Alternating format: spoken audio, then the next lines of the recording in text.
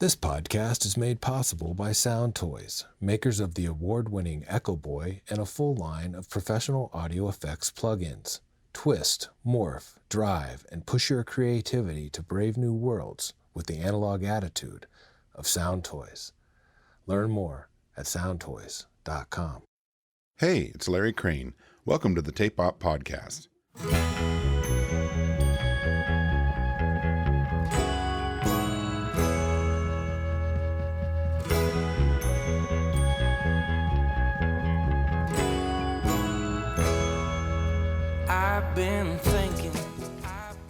Dan Auerbach, along with drummer Patrick Carney, started the Black Keys in 2001 as a writing and recording project, releasing their first album in 2002. Dan also began recording and producing other artists along the way, initially with musicians like Jessica Lee Mayfield, Patrick Sweeney, and others. Big changes arrived for the Black Keys in 2010, when the album Brothers and the single Tighten Up sold millions of copies and garnered 3 Grammy Awards. Dan moved to Nashville around then and opened up his Easy Eye Sound studio, a place filled with the best vintage and new recording equipment, and is also home to many fun instruments. Sessions for The Pretenders, Dr. John, Shannon and the Clams, Lana Del Rey, and many more have gone on here. I dropped in to hang with Dan and his engineer Alan Parker in June of 2018 to learn more about his career and thoughts on producing records. Check out the new Black Keys album, Let's Rock, and look for a tape-op interview with Patrick Carney of the band soon. Enjoy!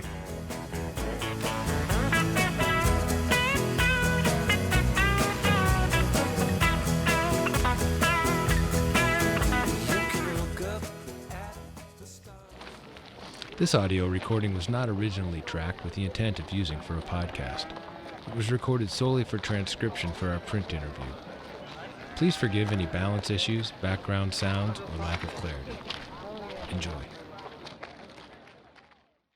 With your band, with Black Keys and stuff, I kind of remember hearing it was like real DIY and stuff. And yeah, did you guys take like recording into your own hands in the beginning? Oh yeah, totally. I mean, that's what we did. You know, like the first time I ever saw a cassette 4-track was at Pat's house. Yeah. And that's what we started on, was the Tascam 4-track, and then we had a 388, and we had a little digital multi-tracker, and then we had some shitty reel-to-reel machines, and and yeah, we always were building a studio and recording ever since I met Pat. Yeah, it seemed like that was just kind of hand in hand with the band. It started as a recording project. We both loved recording. Yeah. And goofing around with the 4-track and making mixtapes.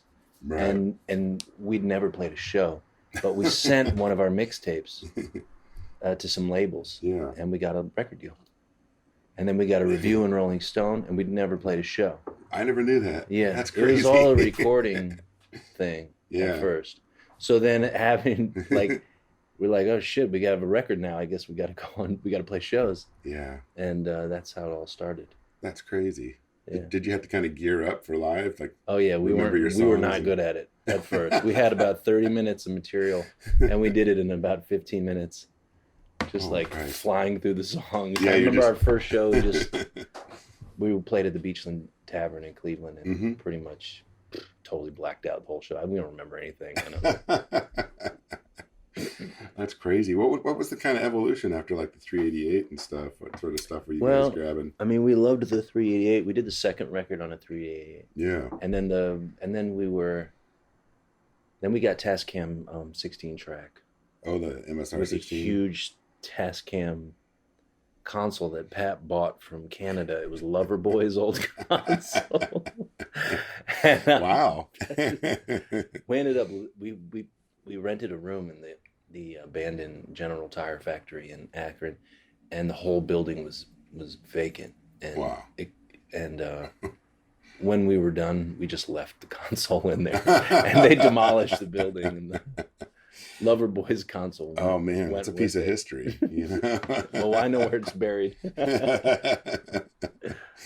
And then we went to Pro Tools. And we were using Pro Tools. I had Radar, which I really loved. Yeah. I loved the sound of it. And right. Everyone does. I loved working with it. Yeah. And some of the best sounding recordings I think I ever made were on radar. Right. Ironically, did you feel any remorse for or stepping away from tape at all or analog? No. Yeah. I never felt any like allegiance. But you could hear a difference. I mean, it's all. Yeah. You can each little format, and then it's like each tape has its own particular characteristics. Yeah, so it's right. like I don't know. So many It all depends. Yeah. Tape's cool when you've got like a great band Mm-hmm. that can play live. Right. But Right. if you're most bands, Yeah. takes a little work, and like Pro Tools makes that a little bit easier to deal with. Oh yeah. When was the first time you guys worked in an outside studio? Not sitting. We made 5 records on our own, Right. and then it was the 6th record we did with Danger Mouse. That was the first time we ever used a producer, Right. and the first time we ever recorded in a real studio. Right. What studio did you start out on that one? It was a place called Suma in Painesville, the Ohio. Hammond family. Ken Hammond's place. Yeah. Paul Hammond was there running Right. it. Ken was passed away, but Right. it's still like the coolest studio I've ever been to. It was the Yeah. first real studio I was ever Yeah. in. Like Parabubu had done stuff out there. And, Ubu and yeah. Grand Funk. Oh, that's right. Grand Funk Oh at the my record God. set. But I mean, he was a North American. Ken Hammond was a North American distributor for Gotham Audio. So he right. supplied Motown and all these different places with their parts for their Right. consoles and all of their machines and all their cables. That was all Ken. Right. He went up to Motown, helped them set up their console and stuff.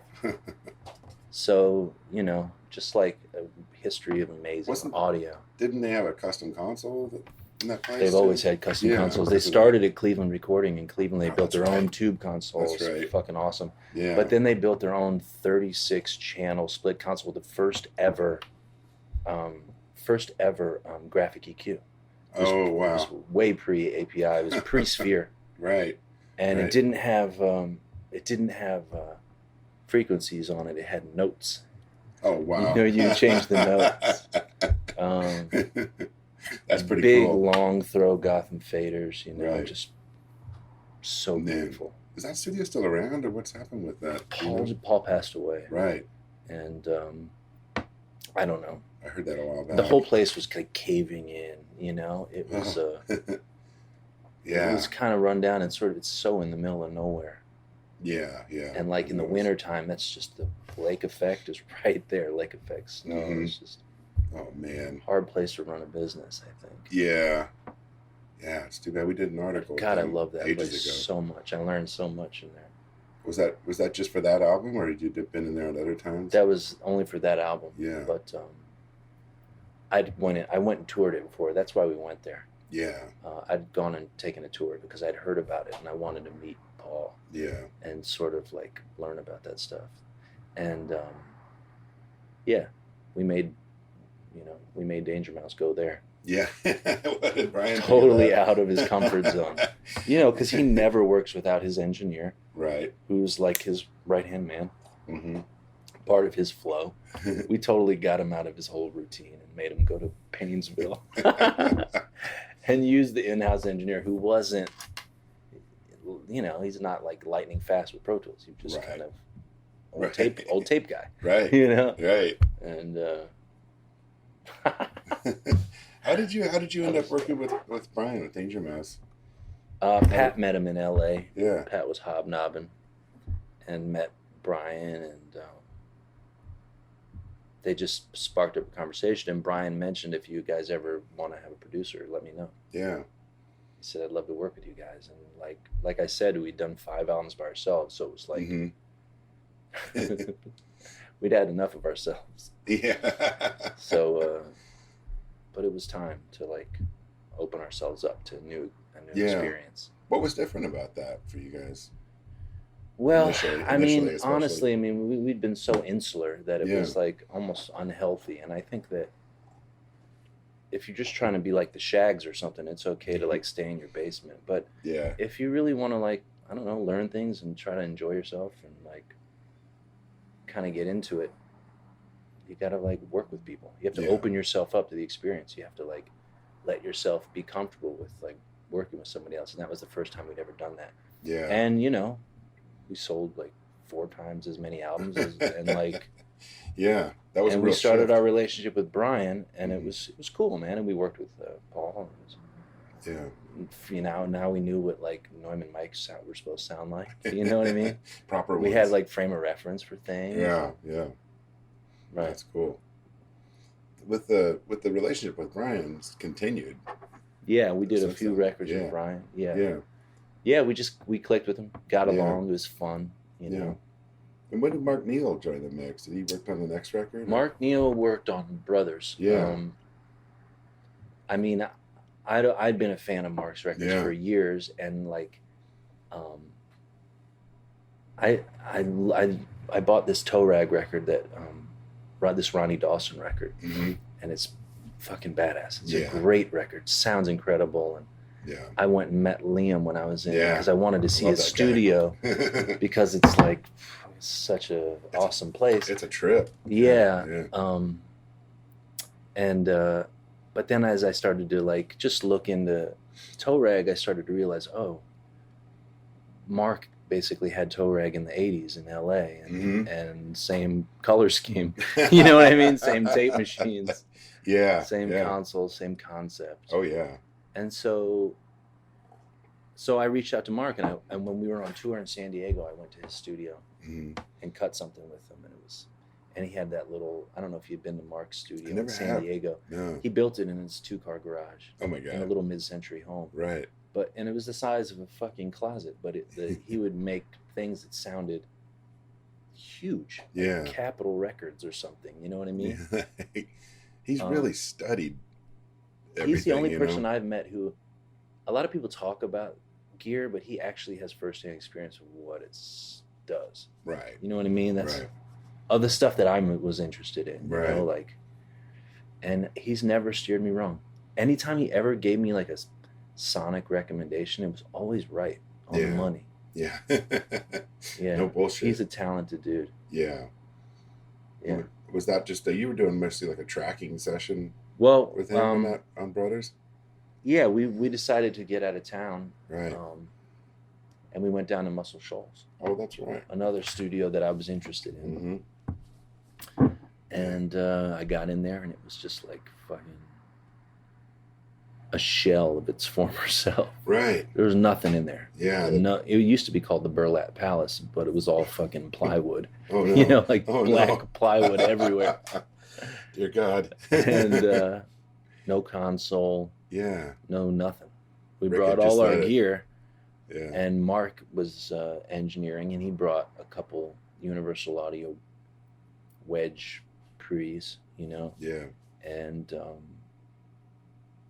little Pro Tools rig, and we just tracked down there. We cut a bunch of songs, and it was great. We had a lot of fun, and it's the thing about that's the thing that I learned about those places. It's all about who's in them. You know what I mean? Oh yeah. I mean, as much as I love all these old studios and all this old gear, none of it really matters unless you got those people in there. They had those musicians like Spooner and David Hood and I've seen them Jimmy play, Johnson. I've seen them play recently, and together, and it's like, oh,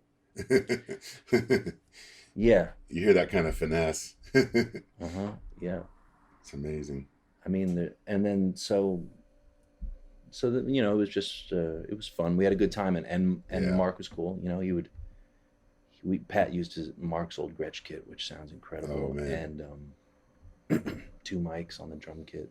Yeah. I'm playing a little speaker, and we tracked a whole record in like a week. And but then Chad Blake mixed it, which was cool. I thought ended up being like a really great combination because, our songs maybe had like 15, 18 tracks total, and you're sending it to this dude who's used to having a gazillion tracks on a digital board. And it's like a holiday for him. It was cool. I think Chad got into it even more, and I think it showed. Definitely. So Brian was involved in that too, right? No, he wasn't involved in that except for one song. Okay, that's where his name pops After up. we did the record, we were like, we got another couple months before we have to turn it in, and let's just get into the studio with Brian just for the hell of it, see if we can come up with a song. Explicitly, like, let's try to write a catchy song. It was our 7th album, Yeah. And it was the first time we'd ever said to ourselves, let's write a catchy song. That had never been one of our requirements. It sounds dangerous. Sort of, but we were just such boobs that, but we went in the studio with Brian and we wrote our first radio hit. Right. Which changed everything for us. Isn't that crazy? Yeah. Did you have Chad mix that too? He mixed the whole record. Right. Yeah. That's what I thought. Yeah. Yeah, we cut it at a studio in Brooklyn just because we were all in town that weekend. And, yeah. But it was fun, and it was just like a whole other experience. Yeah. Because the idea of writing a catchy tune became a fun thing to do. Right. You know what I mean? Well, it was such a shift for you guys too. I mean, publicity-wise and everything. Yeah. You were our secret underground fun band back then. Yeah, sure. To a degree, Yeah, sure. It just shifts. With Chad, he was mixing in Wales, right, at his place. Mm-hmm. Yeah. So was that the first time you'd had a mixing session where you weren't attending? Yeah, involved? Totally. How did that feel for you? And what kind of back and forth did it? I mean, I was on the phone with Chad every day. Yeah. And we would talk really in depth about stuff, but it always came back sounding really cool. Yeah. So it was working pretty much immediately. Yeah. Well, actually, it took a few days, like a few different mixes, and once he saw where my head was at, then he was off and running. Yeah. Yeah.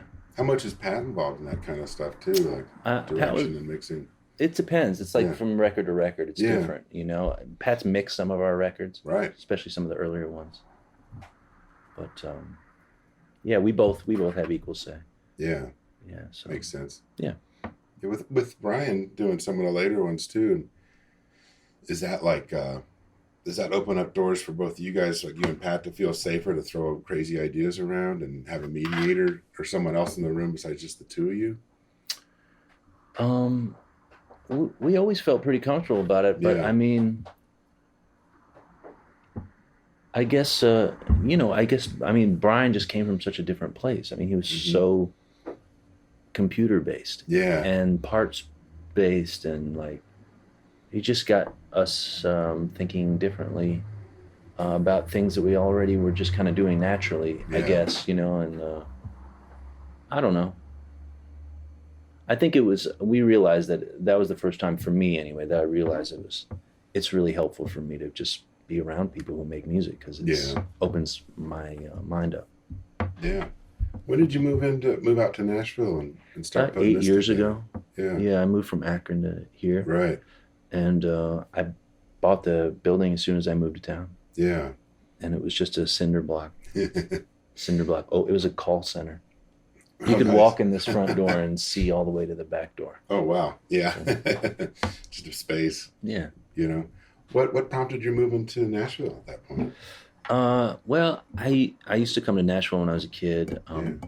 My dad would bring me down here, and we'd go to Lower Broad and watch music, and we'd go to the Station Inn. And my mom's family played bluegrass when I was growing up, so those were the first songs that I learned. Sure. And it just felt like someplace. It was just a place that I always loved.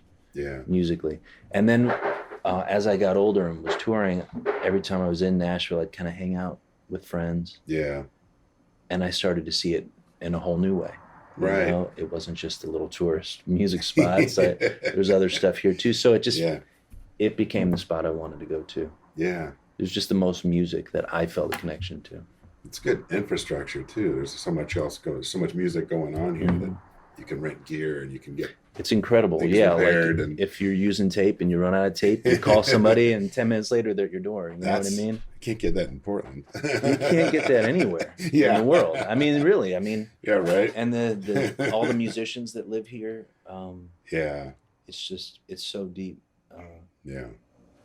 I keep, I feel so lucky to be in this city. Really. Yeah. I mean, I'm like every other week I'm like stumbling on something or someone new that I didn't know before. That's like changing my world up. Yeah, man. With the studio space, like what was sort of your vision for it once you had the empty building? Well, I had Mark Neal help me. Oh, and, good. And basically I wanted a place that wasn't too big that you could cut live bands in. Right. So that's it. Yeah. I didn't want anything huge, I'd gone to all my favorite studios and I'd noticed that most of them were kind of small. Right. And I know the ones that I liked, Yeah.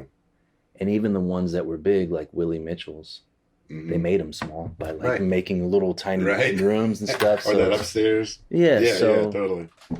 Yeah, it's interesting. So that's what I went for. And that was it. And I just wanted a place where, like, we can have multiple keyboard players, multiple guitar players, drums, and cut live. And so that was the goal, really. And along the way, you started doing quite a bit of production, outside production. Yeah.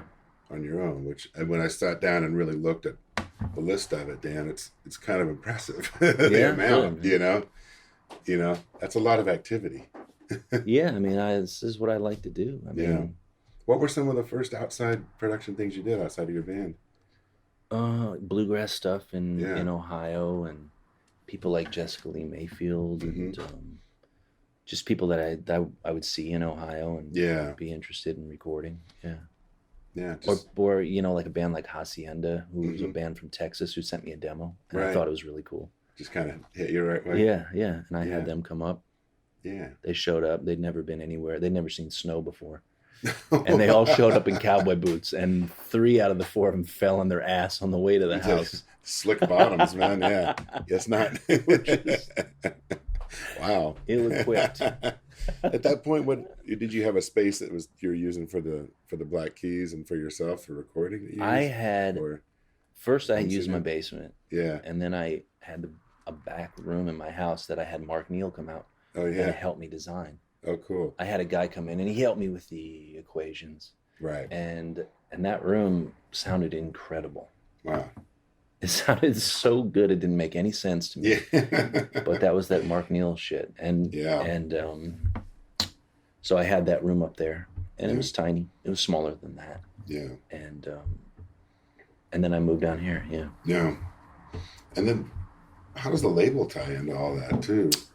Well, I mean, I've been producing albums, and it's just like I'll do a record and hand it off to a label and do another and I'm like, it's not like artists are necessarily coming to me. I'm like seeking out projects, doing coordinating all the artwork, right, overseeing photographs and stuff, and then I'm just handing it off to a label. Right. And I kept doing this over and over again, and then I don't know, I just thought it would be nice to put it out myself, if I could. Yeah. How does the infrastructure of that work? Do you have a tiny staff, or I've got a well, it depends. It's pretty cool. I've got a distribution deal through ADA, and I sort of I've got a couple different deals where I can sort of take a record to where it's best suited. I've got a like the Shannon Shaw record that I took through Nonesuch because I thought it'd be a good place for him, and then, I've got a blues act that I'm doing and a bluegrass act that I recorded. I'm just going to take it straight through ADA. Right. And then I've got a country kid, and I'm going to Warner Nashville. Oh wow. So it's like wherever it fits. It's pretty awesome like that. As long as it's sort of under the Warner umbrella, I can kind of navigate the album where it's kind of going to be best served. Right. That makes a lot of sense. It's kind of a dream scenario. You know what I mean? And it's only I only have it because, just because I've met all these people and worked with all these people for so many years that it's just sort of built in, I guess. Do you have, on the flip side of that, do you have people now kind of trying to hit you up and asking you to produce or be on the label or something that you're... But I mean, I don't usually find acts like that. Right, exactly. Kind of figure. I mean, and that's the other thing that's different for me is like, I produce a lot of records, but it's because I make my living on the road with the Black Keys. I got to just I got to just like choose who I wanted to come in. You know what I mean? I didn't have Right. to worry about it being my living. So I could like get I could get Yeah. I could get I a little understand. rock band that has no budget. I can get Right. Jessica Lee Mayfield and like Right. do records like that. You know, but Yeah. you More know. picking and choosing to your taste and Exactly, yeah. and stuff. But as a producer, I mean, I see a lot of times looking at the credits and stuff, you're usually playing an instrument. You're probably picking backing bands for certain artists, solo artists, and stuff like that. And it's like, how do you see your role as a musician and a producer intertwining in the making of someone's record? I mean, I'm just there to serve the song in whatever way I can. Yeah. And if that's like playing timpani, then it's playing timpani. If it's playing a little bit of acoustic guitar, it's that. Yeah. If it's just getting out of the way and letting it happen, you know what I mean? Yeah. I'll be involved whatever way seems like it needs me. You know what I mean? Yeah. Yeah. There's no really set rules or anything. Yeah. But I do like it to be a collaboration. And there's the last few times we've had a session, there's been 3 piano players, 3 guitar players, drummer, vocalists live, you know? Yeah, so yeah. it's like, there's a lot of collaboration Yeah. and everyone's sort of working towards the same goal. Right. Just try to make something Right. cool. Yeah, I always feel like the tidbits you can get back from great players are make everything better. That's everything. That's always Yeah. been, like we said earlier about Yeah. Muscle Shoals or Yeah, geez. any of these studios, that's always been everything. Yeah. And the more that I'm in Nashville, the more that I meet these incredible musicians, the more I realize, like, Jesus, like there's just a handful of people who are responsible for so many of my favorite records and so many hit records. Right. Like you'll hear like I work with this guy named Billy Sanford, and he played the guitar on Pretty Woman. Right. You know, he was Billy Sherrill's session leader for 25 years. Well, there's how many hit records is that? But he played on Yeah. top 10 hits in the 50s, 60s, 70s, 80s, 90s. Like he's never not played on hit Right. records, you know? Right. It's not a coincidence. Yeah. All these guys they're the unsung heroes of American music, and it's like, I don't know. Well, your last solo record really kind of delved into that world, And for I mean, sure. that's sort of what we do here is all those guys, when I work on records, I'll use some of those guys, like I said, like whatever the project calls for, you know what I mean? Yeah. And it's been awesome. It's a treat to be able to pull in people that have been involved in such classic stuff like that. And that's part of the reason that it's so amazing to be in Nashville. Yeah. Because I don't think there's more of those kind of guys in one area. And you said you did a Nashville. lot of co-writing on that record, which is probably something kind of new. It was the first time I'd ever done any of that. Like, yeah, especially with Nashville like thing, isn't it? You know? Well, it's it's like I don't know, because it seemed like if you look at kind of like a lot of my favorite records for decades, it was sort of like that. It was songwriters. It was guys who wrote the great songs and the Brill Building people. Yeah, it was just like that. writing songs. I don't know. I think that I don't know. I'm not saying a Nashville thing in a deprecating There's way definitely at a all. lot of that in Nashville, but Yeah. but it's also been the backbone of just about everything that's been great in American music, you know. How did you feel as a songwriter? I mean, I feel like that sort of opened up some classic doors in your writing on that record. It's very different, you know? Just like being with Brian and learning what it's like to like arrange a pop song on a computer. I'm around guys who the song has to stand up on just an acoustic guitar and a vocal. And that's all they've ever done. Right. Their whole lives. Yeah. You know, so like when I'm around Billy and the only thing he's ever done is played guitar on records. Now I'm hanging out with guys, the only thing they've ever done their entire lives is write songs. Yeah. So I'm just there trying to like learn what I can, really. You feel like you're expanding and trying to keep up? Yeah, I mean, yeah, always. Yeah. The record really, I love that album so much because it reminds me of like things like the Box Tops and stuff where there was like strong producer element applied to a young pop band or something. That kind of classic, the Dan Penn thing. Sure.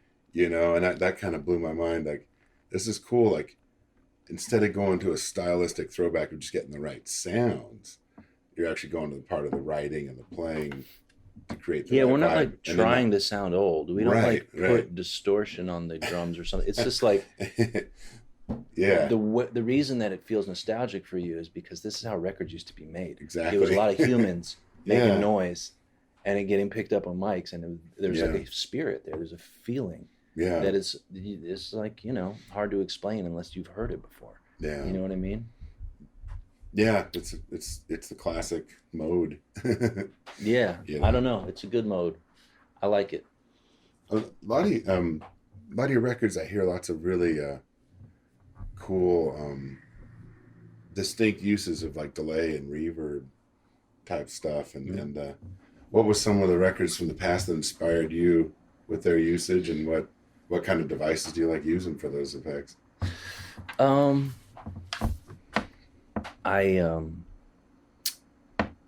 I've like bought and sold just about everything. You know what I mean? I have a feeling. I had Mostly bought. I had like the Benson Echo back in Akron when I didn't even really know how to hook it up. Right. Really, you know what I mean? But we've got 4 plates here, 4 different sizes. Wow, yeah. So they're just all different flavors of plate. Yeah. We've got tape slap, and we use plugins. I don't know. I'm not so picky. It's like whatever sounds best. Yeah. A lot of times a plate doesn't work. Sometimes it's just too massive. Right. And it's like we're EQing this plate return so much. It's like, what's the point? Let's just use a plug-in. I find myself doing that. But cutting frequencies out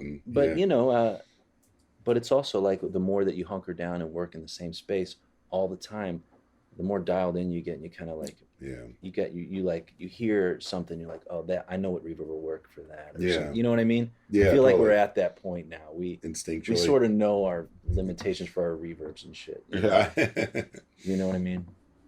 It's such a cool. There's something that I use a lot as well, and I always feel like there's just things that it evokes.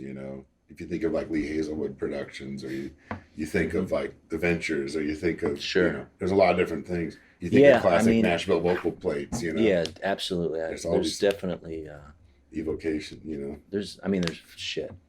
There's so many people like who I love is like I've got really heavy to Norman Petty and hit the sound of his records, and he was I don't know. He was ahead of the world or something. Oh yeah, he was way ahead of everybody. Have you gone to Clovis and seen I haven't gone. I've done it. I've gone and made an appointment and seen the awesome? old studio. It's just a trip. It's not much. I mean, like you said, tiny. You go to these studios and he had awesome musicians. Yeah. He had his session musicians always. Right. The Fireballs, those are his guys. Right. So like, yeah. Every time there's like great music and cool sounds, you're almost certain to find that it's like there was a crew there that was like hunkered down every day, like getting into it. Right. Joe Meek. Everyone, all of them. Every Phil single Spector, one. Everybody. And that's not unlike what we're doing here. We've got the same musicians that are here all the time, and we're here every day, and we're working. Or I'm here at 8:15 every day.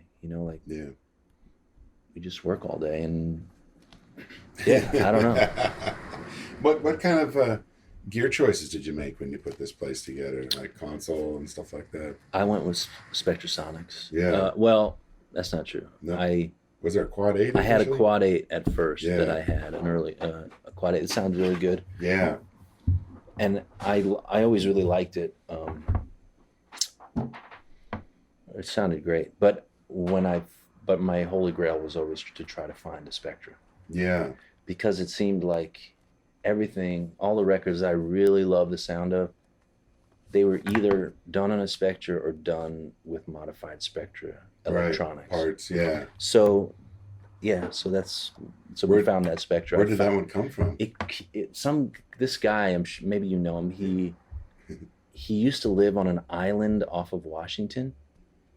He has a bunch of Stevens machines and stuff like that. Really? And he had the Spectra. Yeah. Yeah, that was originally installed LA in like 70 or something like that. Yeah. And I bought it from him. Did you get another one for parts or another one? No, I've got a whole other one that I let my friends use it. The Diamond Mine in Queens. Yeah. Do you know those guys like Homer Steinweiss and Leon Michaels? I know who Leon is. Yeah. Yeah. Yeah. They've got my other Spectra, and they use it. And they use it all the time. Good. It's nice to see it working. Yeah, totally. No, and theirs is kind of nicer than mine. I think it sounds better. I swear to God, I think it sounds a little better. Like, can I swap it out? What is it about the Spectrasonics that attracted you, besides the records that have been Well, you know, Mark Neal told me all about them, mm-hmm. and he really got me up on them. I was super hyped on them. And then I just was doing investigating and listening to the records. The kind of proof was in the pudding. I just heard a bunch of records that I loved the sound of, and they were all Spectra. It's interesting. So that's what I went for. You did you produce your dad's record? Uh-huh. That's pretty awesome. I was listening to that the other day. Yeah, that's great. He's always sort of been into songwriting. Yeah. And he would write a lot of songs. He would just write. He doesn't play an instrument. Mm-hmm. But he just got it in his head he wanted to make a record. Yeah. And so he booked a studio, a butcher shop across town. Yeah. He booked a bunch of my musicians. And he did it on a day he knew that I was free. No way. He knew you'd come by. So I went over and helped him make his record. Yeah. It took a couple of days. It was fun. That's pretty awesome. Yeah. It's a nice gesture. Yeah. You charge him double? I charged him. I charged him triple. Triple. I love that. What was the Pretenders record? Richard and I talked a little bit about that too. That must have been we did that trip. here. I mean, yeah. Chrissy is from Akron, right? Just like me, so she's sort of.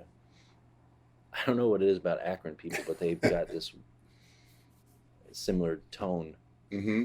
And we instantly got along, and she came here, and it was like a lot. It was like any of these albums, you know. She let me choose the band, and mm-hmm. I had Rich come in, and Seth Kaufman, and some of my other buddies, and we cut a record quickly. Yeah. You know, Yeah. she'd written a bunch of songs, and you know, we cut them live, and we're got the headphones on, and start playing, and then she starts singing, and it's her voice, and it's like, whoa. Right? Holy shit. It's like, that's that voice. Yeah. That's pretty, it must be kind of a trip to hear a voice like that, or to hear Dr. John, you know, in the middle of tracking. It changes you, man. It's like, it changes you. You know, when you get a chance to work with a musician who can kind of like transcend space and time and like mutate inanimate objects like a piano into like this living, breathing thing, it's like, you don't want to like change. You always want to, you know, you want to. So that's what I want to strive for, is working with people like that all the time. Yeah. I want all my sessions to feel like that. Yeah. It's kind of nice. I know they can't, but you know, I want them to.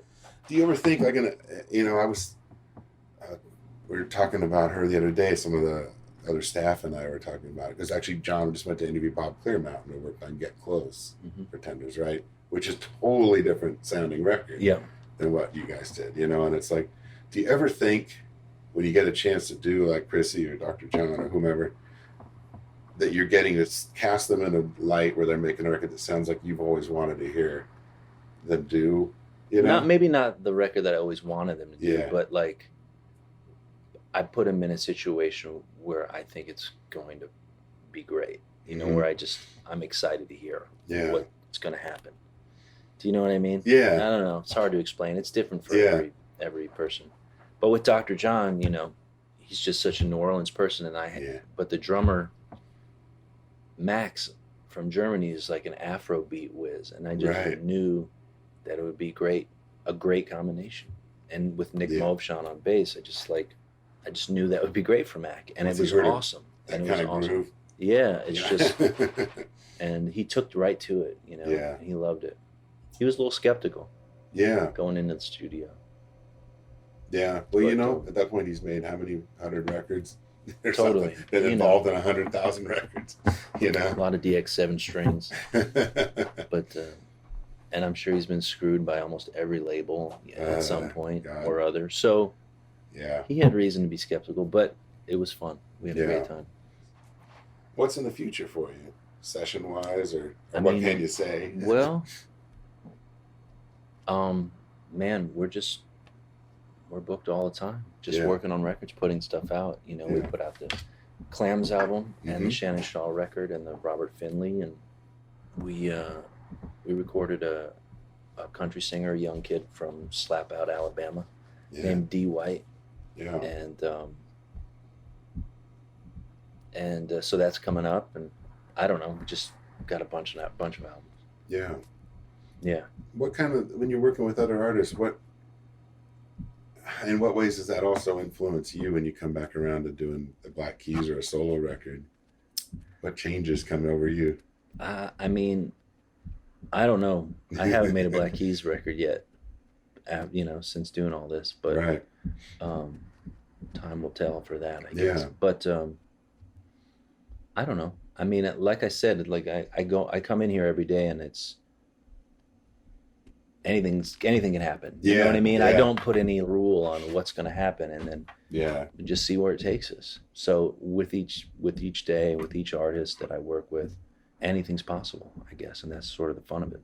Is there any artist out there that you're just dying to record that you haven't reached out to yet, or you want to get? What would be your dream production job? I mean, I don't know. I've worked with a bunch of people I love. I don't know. I've got a few of them. I've got a few of them lined up.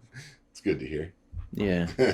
I did some work with Bobby Bear, and he just said the thing that helped him have some of the most success was that, just like he said, trusting the song. You know, he didn't like try to sing all crazy melody all around the melody. He just sang the melody. Do you know what I mean? Put his trust in the song. Yeah. Put his trust in the musicians. And the more that I work with people like that, the more I understand that. It makes sense. Yeah. Awesome. Well, the closing thoughts?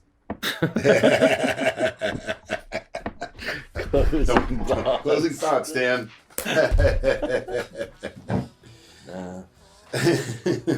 Any words of caution? I'm done with closing thoughts. Words of caution. Yeah. Stay in school. I love it. Being a doctor or lawyer is not such a bad idea. Thanks for listening. Find us online at tapop.com, Facebook, Twitter, and Instagram. Until next time.